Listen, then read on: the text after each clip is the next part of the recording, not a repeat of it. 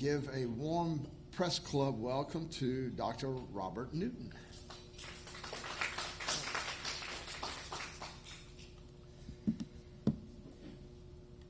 Well, good afternoon, everybody. Thank you for being here. So what I would like to do today is I would like to talk to you a little bit about a campaign that Pennington Biomedical is going to be putting on over the next year or so, or even longer than that. And I want to talk to you a little bit about the purpose of this campaign, and I want to try to educate everybody on the campaign and what we're trying to do, and to provide you just a little bit of information about obesity. So you can hit the first slide, Ted. That'll work. So as you know, I am an associate professor at Pennington Biomedical. I've been there for about 20 years. And the kind of work that I do really centers on health disparities, and it centers on trying to solve health disparities. So diabetes, cardiovascular disease, strokes, these sorts of things. So it's very in line with the kind of research that Pennington does, which is about obesity and nutrition. So related to this very specific campaign that we have going on, I want to tell you about a place.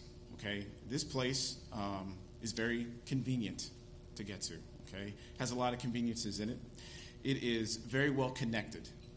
Okay, so with your mobile devices and things of this nature, and this place is very affordable.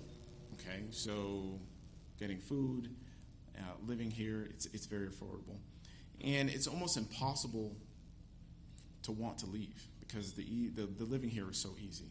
Okay, you can go to the next slide. So this place is called Obesity. Okay, Obesity USA. All right, the population of Obesity USA is 115 million people, and it's growing. Okay, so this is one of the fastest growing places in the world. It really is the state of where we live. It's the state of the United States, where people are becoming more and more obese. You can move to the next slide, Ted. Okay, so in this place, you can see that fast food restaurants outnumber grocery stores 6-1. Okay, so in certain places, as you can imagine, grocery stores or fast food stores are places to get high-fat foods with a lot of calories. That ratio could be 10-1 in certain areas. Okay, 1/3 of our TV ads are about junk food. Okay, so it's a lot of time spent watching television that we all do, and there's a lot of time where you're going to be getting exposed to these kinds of advertisements. You can have dessert for breakfast. We call that a muffin. Okay, you could also call it a donut if that was your choice. All right. So I want to take you through your typical day. So we all kind of get up, we have breakfast, we go to work, we eat lunch, we may do some things after work, and then we come home. Okay. And so if we take a closer look at what happens during your day, so you wake up and you have some junk food, essentially, for breakfast, all right? Then you go to a job, and what do you do with your job every day? You sit, okay? And then you may, after work, you may run into kids here and there, but you're driving in a car. And then you come home, and then what do? You eat, and you sit more. And you watch television, or you're playing on your phone. You're doing a large number of sedentary behaviors. All of these things that you're doing are increasing your risk for developing obesity. So our environment really is structured to predispose us to these risk factors for obesity. Now, you may want to take an opportunity to try to do something about this, okay? So you may decide that you're going to alter your eating habits and alter your dietary habits in order to try to lose weight, okay, or to improve your health. So Pennington has done research in this area, as you all probably know. One of the studies that we did was the Diabetes Prevention Program. This program helped people to increase their physical activity, to alter their diets, to lower their fat intake, so that they could lose weight. And what this study found was that if you followed this program you reduce your risk of developing diabetes by 58%. Okay? So that's, if you change your lifestyle behaviors, you can reduce your risk factors for developing diabetes. However, you have to realize that these people were existing in an environment where, even though they were making these behavioral changes, their environments were set up for them to fail, in a sense. So, again, having more fast food restaurants than we do having grocery stores, existing in environments that, we may not really be set up for, that are in walkable environments. Or you may have people in your household who are not supporting you in your weight loss efforts, okay? So I want you to all realize that we exist in an environment that really puts us at risk for developing obesity. You can move to the next slide. So here's some numbers. And what these numbers really show is that about 42% of our population is classified as obese, okay? 42% of the population. In 1970, 15% of our population was considered obese. So that really shows you that the numbers are increasing, and they're increasing at an exponential rate. We know that our genes don't change fast enough for this to be caused by genetics, okay? This is an environmental situation, okay? So how do we define obesity? We define obesity by your BMI, your body mass index. So we take basically a ratio of your height and your weight, and we determine at a certain level that you are at greater risk for developing certain conditions, certain chronic conditions. All right? You're at risk for having poor health. So these are scientific definitions for obesity. And then there's also severe obesity, which is when you are at the highest end of obesity. And we know that 9% of people are at this severe obesity. They're at the highest risk for developing chronic conditions. The other thing we need to remember about this is that it doesn't affect everybody the same. So while 42% of our population is obese, 58% of African American women are obese. So we realize that certain populations are more at risk for developing obesity than other populations, okay? And as you, it's not on this slide, but our projected numbers. So I told you that 42% of our population is obese now. We're projecting this number to go to 60% by 2050. 60% of the more than half of the population will be obese by 2050 if we don't do something about this. So obesity is increasing. We know that it's doubled over the last 20 years. We know that obesity puts you at risk for chronic diseases, hypertension, diabetes, cancers. And so these are very serious conditions that people are at risk for because they are obese. Your risk of developing diabetes is probably around 10 or 15% if you are 18 years old and you are not overweight.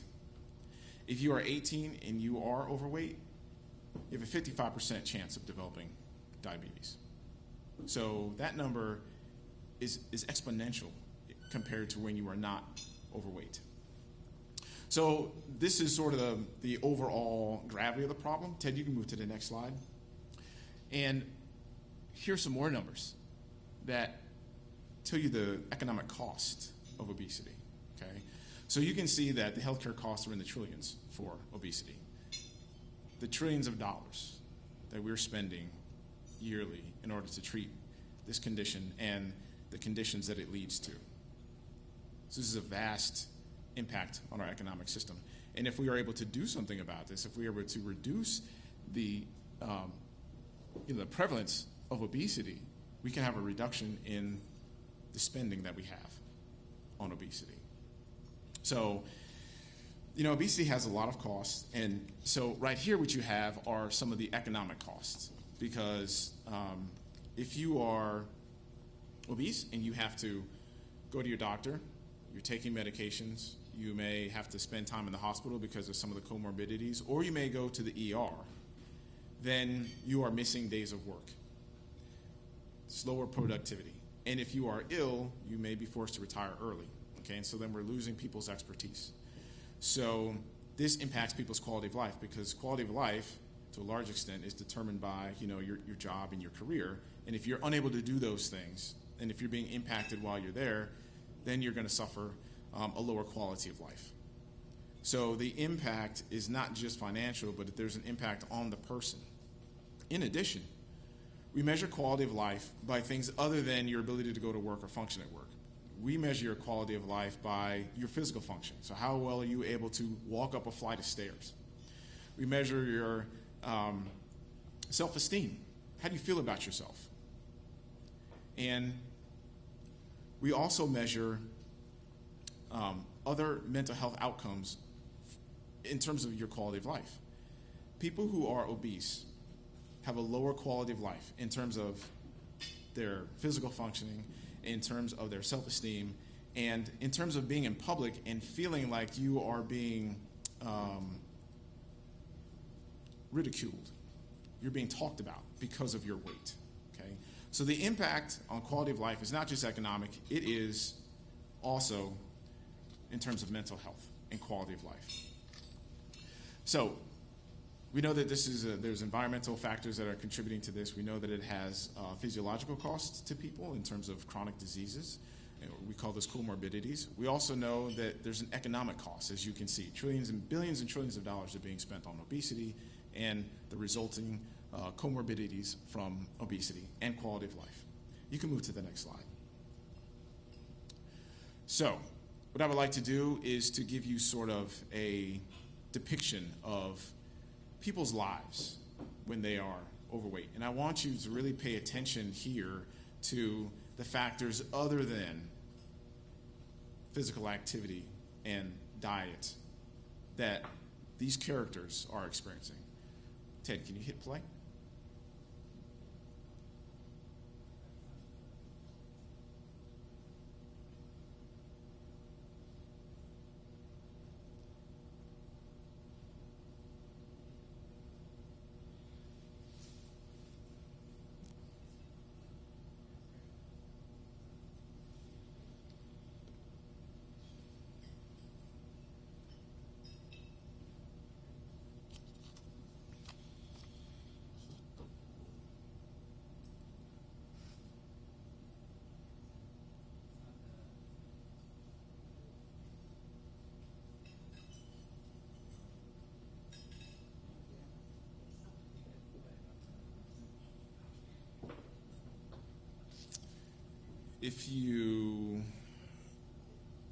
Can you exit out of the slide and then try to hit the play? Or is there a play button on there?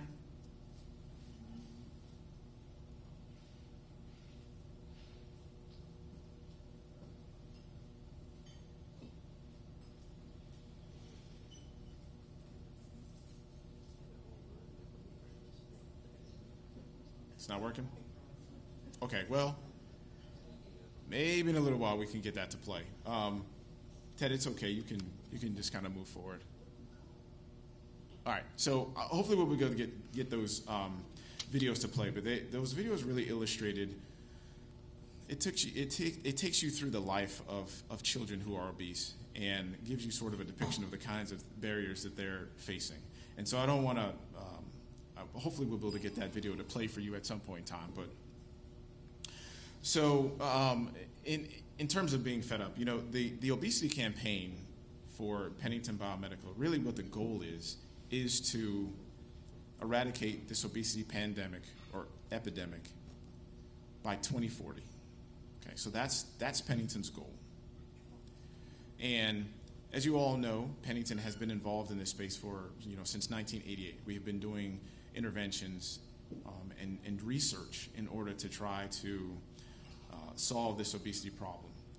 And this campaign really is just a galvanized effort to really try to make a difference in obesity and try to eradicate it again by 2040.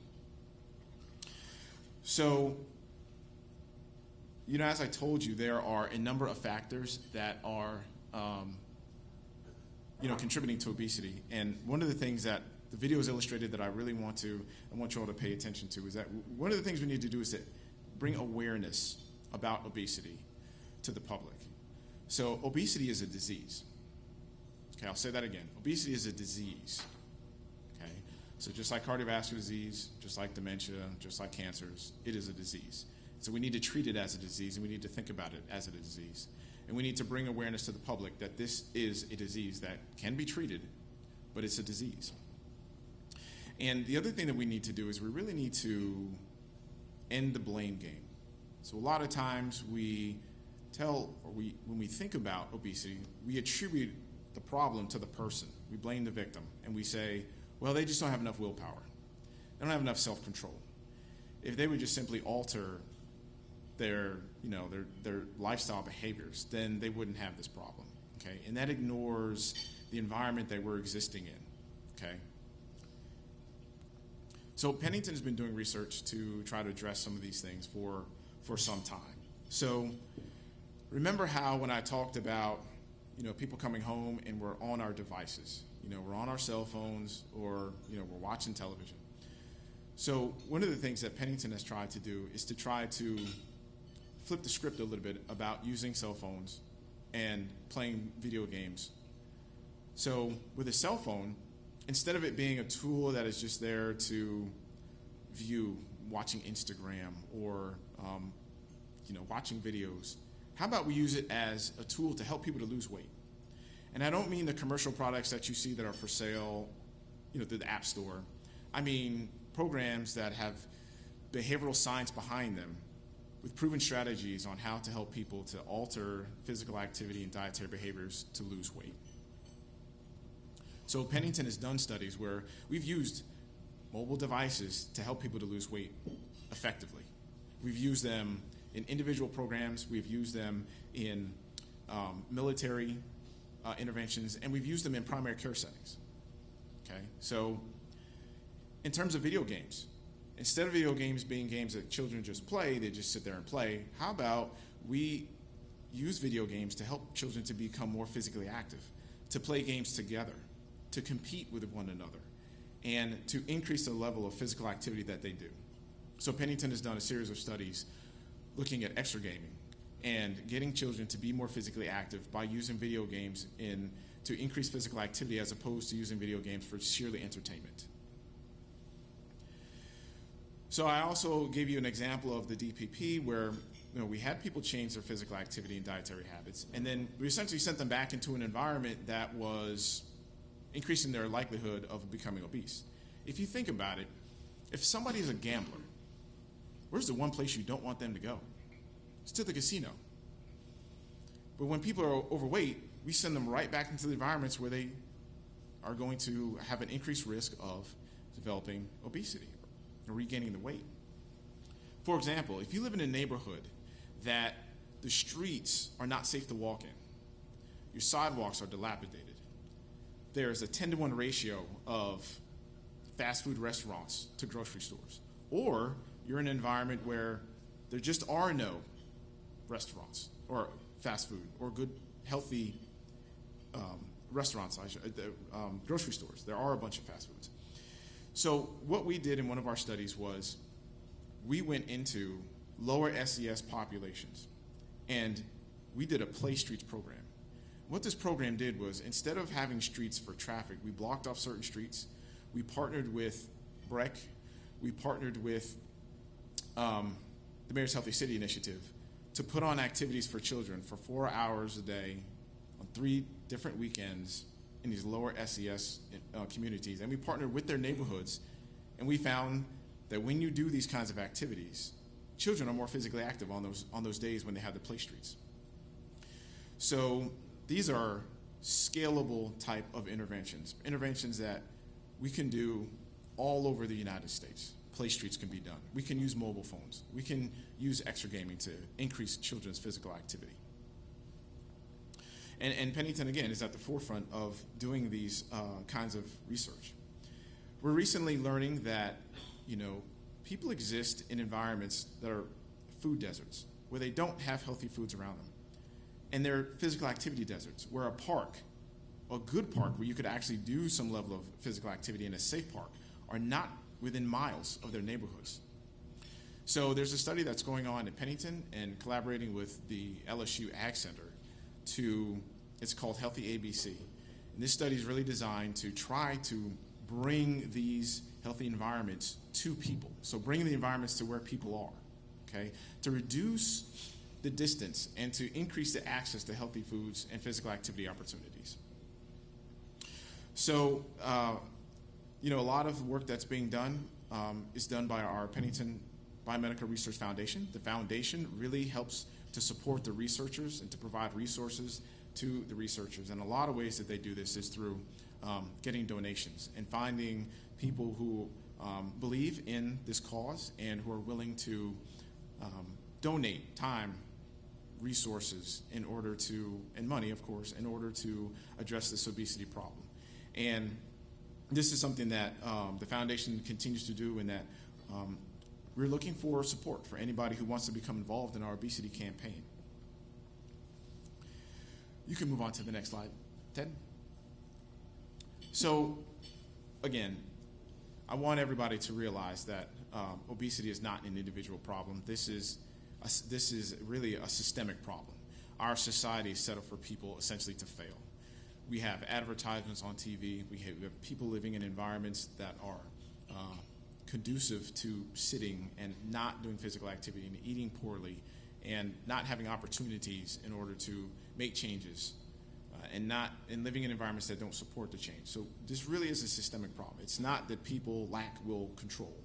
It's that they're constantly being exposed to situations that increase their likelihood of developing obesity. So again, this Pennington campaign we're launching, it's called Obesity, and it is really designed to increase awareness, to educate people, and to really solve this obesity epidemic by 2040. If you'd like to become involved, you can talk to Ted Griggs, who's in the back, who's manning my slides for me. Thank you very much, Ted. I appreciate it. You can also talk to Rob Nolan, who is in our foundation. So thank you for your time and your attention. I greatly appreciate it. And if anybody has any questions, I would be happy to answer those questions now. So, Robert, Yes. This is startling, the numbers, frankly, but is it actually affecting the average age of death in the United States? Isn't that still? So the average age of death is continuing to increase because we have such effective treatments for chronic diseases. Okay, so yes, that age is continuing to increase. But if you are obese, you have a higher risk of mortality because of the comorbidities than people who are not obese. So it does affect mortality risk. Yes. Yes, sir. Mental illness, another stigmatizing disease, Mhm.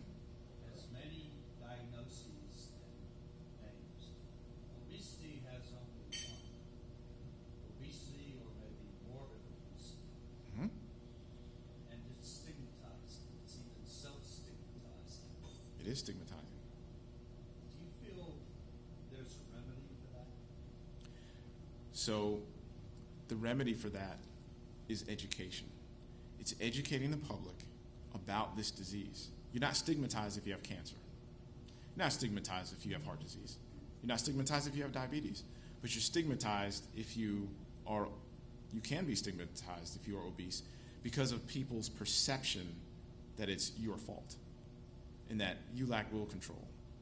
So if we are able to educate the public on the kinds of things that I'm talking about here, where we recognize that it's not an individual problem, it is a systemic societal problem because of our lifestyle, because TV advertisements, because of our neighborhoods, and because of the people that surround us to some extent. So if you're trying to lose weight but your family's not supporting you, I mean, it's going to be very difficult for you to lose weight. So I think the answer is education. And a national campaign like obesity can help to address this and can help to change people's, can increase knowledge, which will change people's opinions about obesity. So I do think that something can be done about it. Just like smoking. If you take smoking in the 60s, it wasn't really stigmatized. People weren't really concerned about it. But now, 30 years later, you can't smoke inside. If you're smoking, people kind of look at you funny. I think that in time, yes, through education, we can change stigmas related to obesity.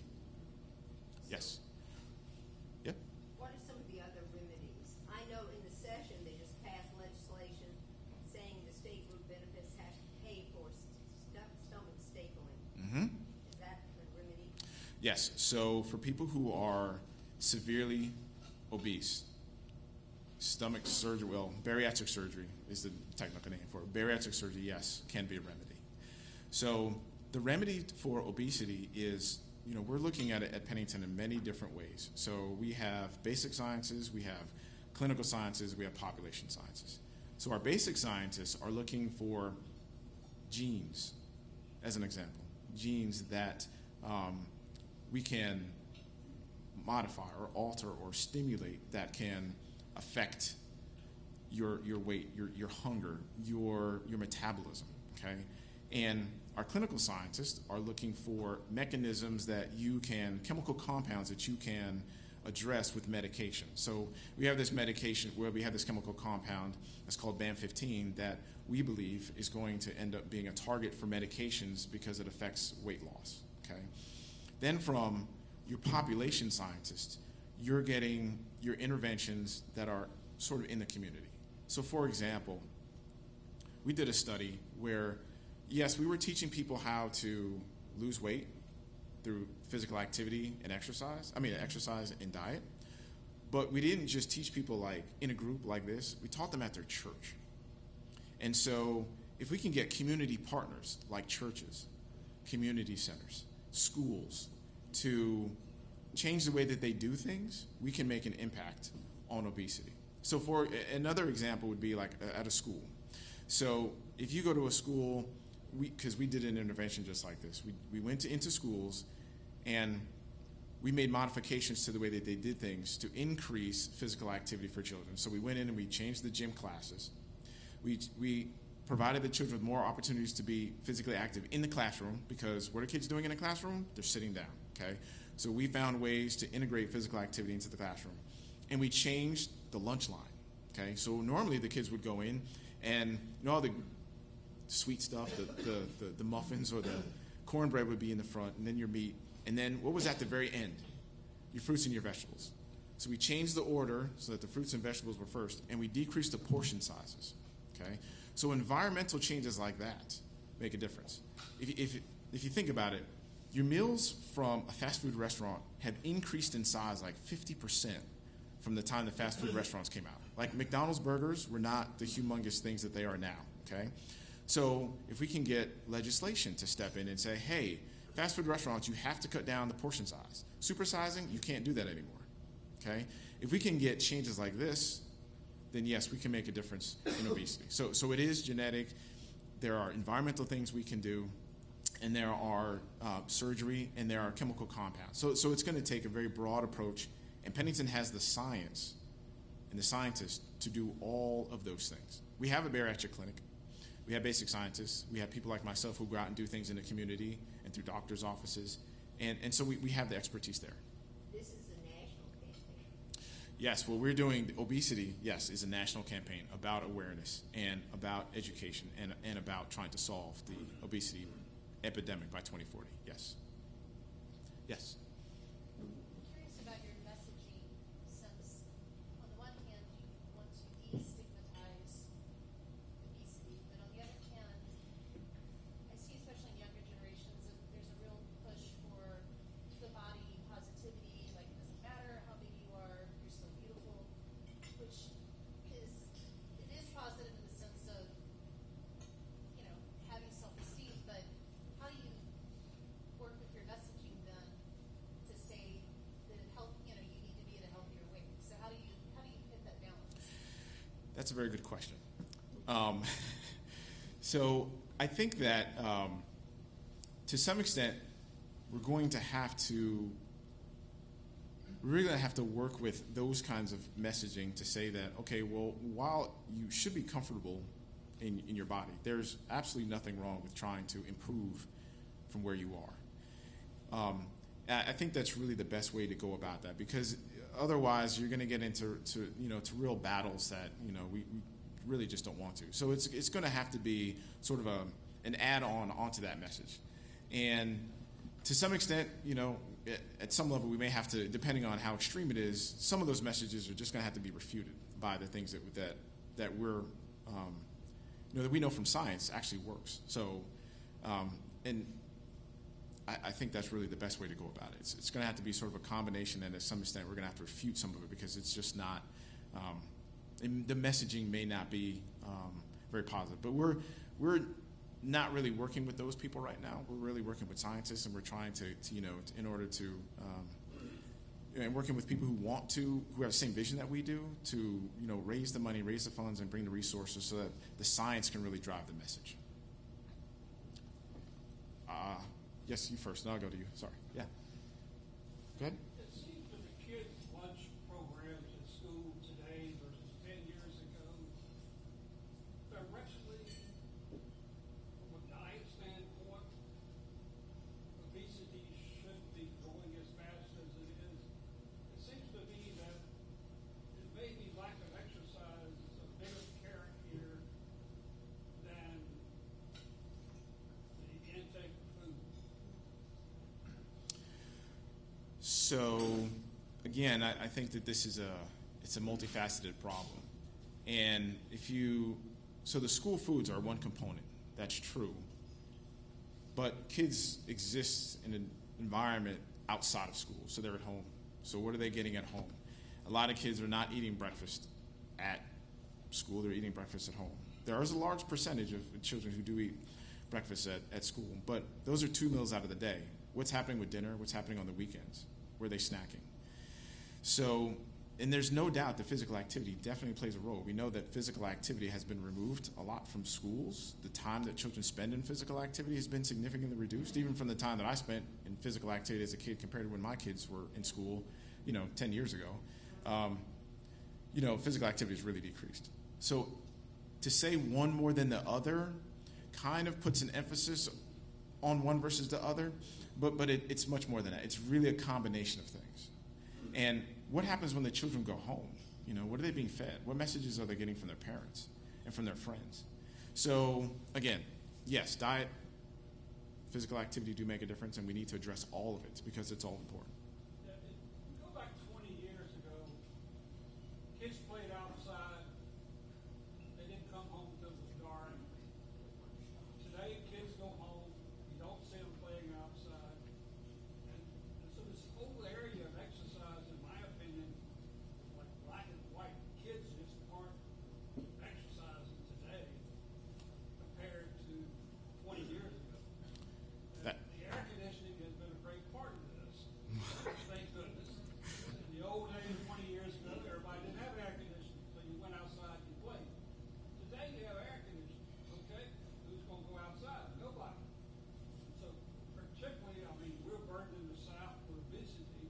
I think a lot of that is because now we're inside because we have air conditioning. There's no doubt that the lack of physical activity is contributing to the obesity problem. It's undeniable. It's true.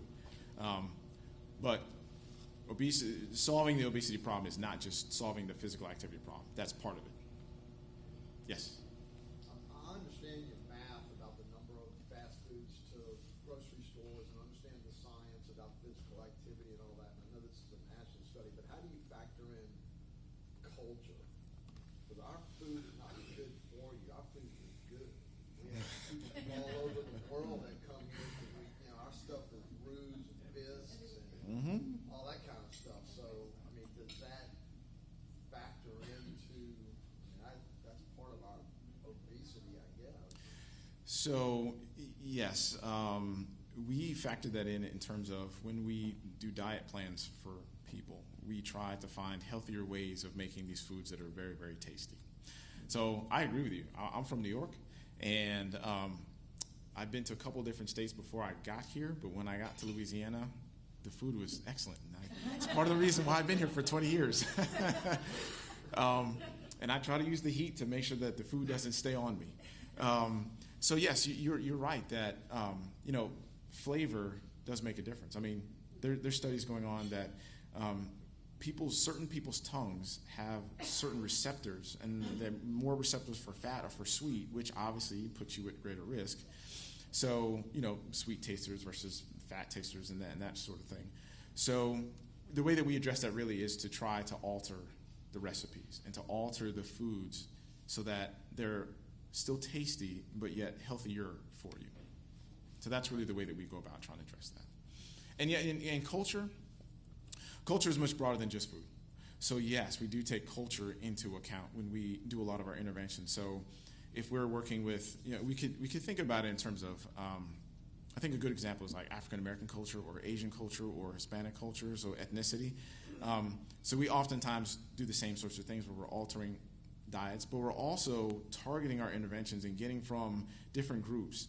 How is it the best way that we can go about helping you to lose weight? So for some folks, it's a church-based intervention because that's what they want. And other people, they want sort of an individual-based intervention or an intervention that uses the phone. So yes, we do take culture into account much more broadly than just food. Yes, sir. I heard about a study, maybe you got the data on it, that determined how much weight was put on during the pandemic per person. In the back of my mind, I was thinking it was 1 and 7 tenths pound of weight each month. Yeah. Did you hear about that or have any numbers on it? I don't have any numbers about that, no. I do know that research is coming out that shows that people's lifestyles have been severely altered by the pandemic, and kind of two things happened. So there is sort of a weight gain that's going on, but there's also people eating at home more. It's just that hasn't been able to balance out some of the other changes that have happened in terms of if you're at home, you're more sedentary and decreased physical activity opportunities and things like that, or some people going just the opposite and ordering out more. But I don't have that data exactly on how much weight people have gained since the pandemic, but it has definitely had an influence on people's lifestyles, without a doubt. Yes. Are you also doing research on additives that are in foods now? Because if you look at the ingredients on some things to preserve them, they're terrible for you. Yeah, so we don't have a large program on the additives. We do have some dietitians that are there and some people who are studying, chemical compounds and things like that in food, but it's not a major part of the things that go on to Pennington. But I agree that is one of the factors that deserves more study. Yeah. Yes. One more quickly. Unless I misunderstood you, I think at one point you were talking about having either legislation or the government regulating the size of hamburgers at McDonald's. Is that what you said? That's an idea. That's a possibility. Yes. I know that the government does regulate some areas of food or certain areas of private business, but is that really the best way to go? So I think that having policy is important. For example, there is policy that have taken snack machines out of schools. Okay, so that's the kind of policy that is effective. Now, are they going to regulate McDonald's? Probably not. McDonald's has too much money to really. They'd be able to fight that, I think, pretty effectively. But policies that can, such as taking, vending machines out, or at least having vending machines that have like a certain percentage of healthy foods. Those kinds of things are possible in schools. So there are possibilities for policy to make a difference in this obesity epidemic. And I think there are going to have to be some policies that have to happen in order for us to make change.